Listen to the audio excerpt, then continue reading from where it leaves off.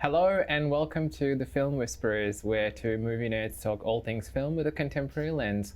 My name is Saj. And my name is Matt. We're in studio. Oh my God, I know. Everyone at home, mark this in your diaries. This is a monumental moment for what feels like a very long time. Yeah. We've been coming to you from a Zoom screen, which has been okay, but there's something a bit better. There's something more exciting about us actually being together, chatting together in studio, and I hope that everyone at home feels that excitement too. So how have you been? Yeah, not too bad. It's exciting at the moment for now, at least. I mean, obviously there's still, looming COVID, but it's nice that we can kind of get out and see people again to an extent and reconnect with friends and family. And how about yourself? Yeah, I feel the exact same way. I'm trying not to use the C word, but at the end of the day, the fact that we're out, we're seeing people is something that is absolutely amazing. Yeah. The fact that we can still go into cinemas and watch movies. So it's all positive on my end.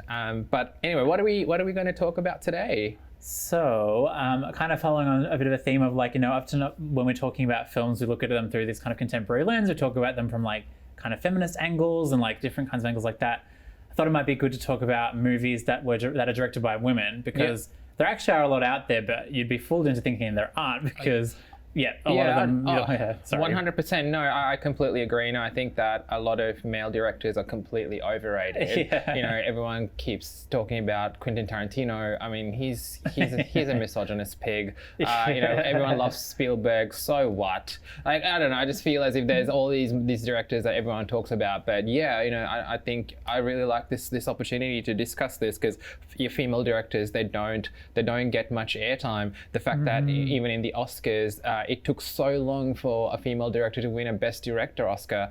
That itself shows how misogynistic the industry is. Totally. And even when you Google, what were some classic movies of this, this era or this decade, the 90% or 99% of the films that come up are directed by men. And so it's kind of I think in more recent years, there have been some really great breakthroughs where we're getting a lot more visibility on movies directed by women, which hopefully is helping to kind of break the glass ceiling and help more women actually get greenlit to make movies. But for so long, it's just been so male dominated. So it's nice that we can kind of shine a light on some of the ones we like, some of the ones that we think are a bit strange or different or worth checking out.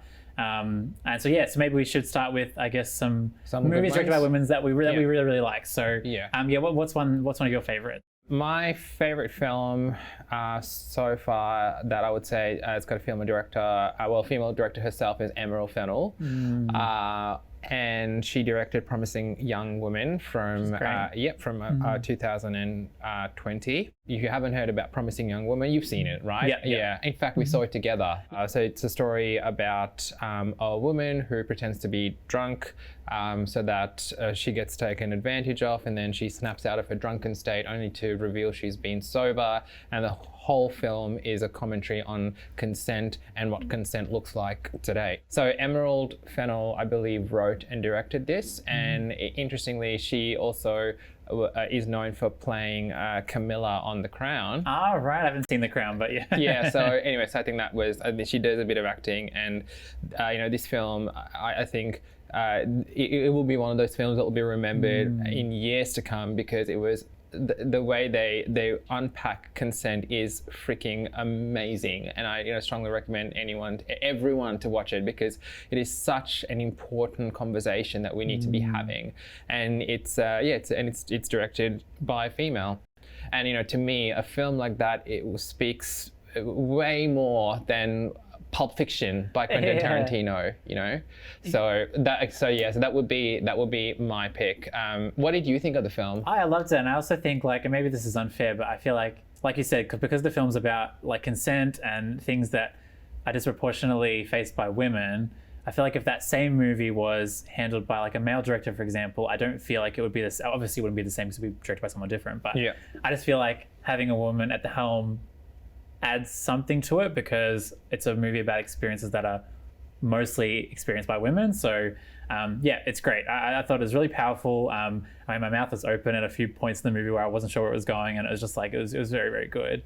And it's also it's very, I shouldn't say empowering, because a lot of the movie obviously is about quite dark stuff, but it's quite exciting to watch the main character in the movie kind of teach these kind of seemingly good guy is a bit of a lesson, because, you know, a lot of one of the main messages I got from it was that obviously we know there are bad guys out there, but there are also a lot of guys that think they're actually good, that still are kind of part of the problem. And so what I thought was good was it really showed, like, actually, no, you can call yourself a good guy, but you actually are contributing to this culture of, like, you know. 100%. And it's interesting, Matt. I mean, I tell this story to a lot of people because, you know, we went and watched it with our partners, and we're both in same-sex relationships. And I remember thinking, I feel as if that was not meant for us in a way, and it was meant for the heterosexual audience. And I watched it after that with a bunch of my female friends, and it was interesting for them to say how it's this trend in the straight dating world where men tend to say, I'm a good guy, or I'm a nice guy in these dating apps, and it's a way of them trying to showcase that,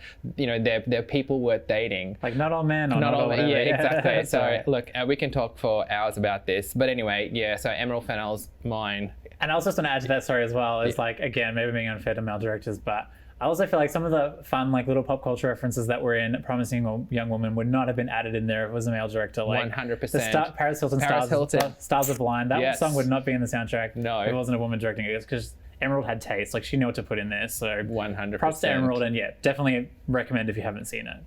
So, your turn. Yeah, I had a few. I wasn't sure which one to pick, but I would just say, I guess probably the one that, like, moved me the most, and it was from a few years ago now, I think, but was Portrait of a Lady on Fire, and I'm gonna butcher her name, but it's Céline. It's like Sciamma, I think her surname is. So she's a French director. But have you seen Portrait? No, I have not. No. It was at the Melbourne Film Festival a few years ago, and we went and saw it, and, like, it's just such a beautiful film. So it's kind of a film about repressed love, lesbian, same-sex attraction, all that kind of stuff, set in, like, an olden time, whatever. But it's just so beautifully handled. Like, I know that repressed love in queer movies is not new, but when I was watching Portrait of a Lady on Fire, it felt really fresh in the sense that, like, it was just handled with, like, a kind of delicacy and, like, attention to detail that a lot of those movies aren't. So, like, I remember when Blue is the Warmest Color, which is another lesbian film, came out, I actually enjoyed it, but it was directed by a straight man, and I remember that director copped a lot of flack because the way he portrayed lesbian sex, for example, and romance, people said this is very much like a straight view of what same-sex relationships between women is. Whereas with Portrait of a Lady on Fire, like, it just felt so, like, authentic and real, and, like, yeah, I just loved it. It was sad, it was beautiful, it was just like, and I feel like it was enjoyable to watch it in, like, a festival audience because everyone else there that was watching it, I remember when the film finished, you could just sense that, like, everyone collectively felt that we'd watched something that was really beautiful and special. Like, it was just such a good movie. So that would be probably my top pick. Is the main language spoken in, is it English or is it a foreign language? It's in French, it's a subtitled movie. But sorry, the basic premise is, I don't know what era it's set in exactly, but it's olden days. But basically, this painter is commissioned to go along to this, like, rich household and paint the portrait of one of the women that lives there. And the woman who she's painting is kind of not a pariah, but she's, like, a bit distanced from her family. She feels a bit different, and you kind of sense that maybe, like, she's starting to discover a bit about herself. But then the relationship that they form while she's painting her blossoms into something quite deep and meaningful. But because it's set in, like, the times that it's set in, obviously they can't reveal that to anyone, and so it becomes, like, it's just really, really, really beautifully done. And so when I try to point to someone as an example of, like, a really amazing queer film of the last 10 years, that would be up there. Like, it would be in my top 3 probably, just because it's such a beautiful movie, and I really am excited to see what that director in particular, Céline, does next, because, like, that was just so beautiful to watch. Same with Emerald Fennell. I really want to see what her next project's going to be. So 2 amazing female directors right there. Totally. So yeah, if you haven't watched either of those movies, we'd very highly recommend that you do. But that's all the time that we have for now. Thank you so much for tuning in from home. You've been watching The Film Whisperers with us on Bent TV.